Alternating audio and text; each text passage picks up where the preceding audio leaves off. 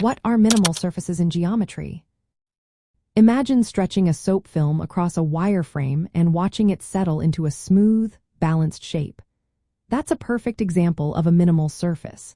These surfaces are special because they have the smallest possible area for their boundary shape.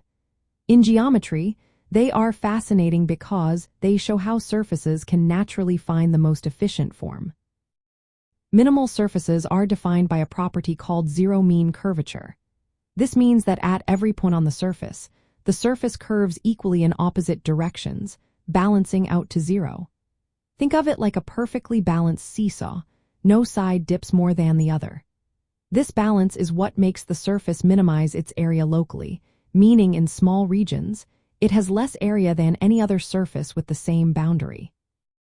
When we look at three-dimensional shapes like spheres, cylinders, or cones, their surface areas are important for calculating how much material is needed to make them.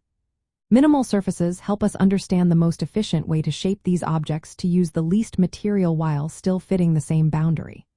For example, a soap film stretched across a wireframe is a real-world minimal surface that naturally finds the shape with the least surface area.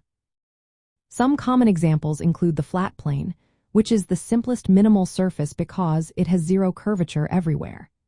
The catenoid looks like a smooth hourglass shape and can be formed between two circular rings dipped in soap solution.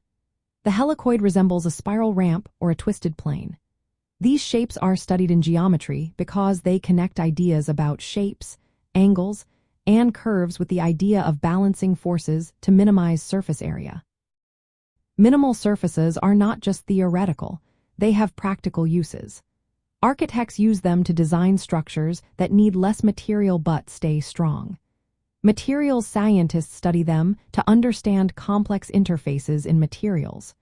Computer graphics also use minimal surfaces to create realistic shapes and surfaces in digital models. In the context of three-dimensional shapes and surface area calculations, minimal surfaces show us how surfaces can be shaped to reduce area while still fitting within certain boundaries. They are a perfect example of how nature and mathematics work together to find the most efficient form. So, next time you see a soap film or a twisted sculpture, remember that it's a real-world example of a minimal surface trying to minimize its area naturally.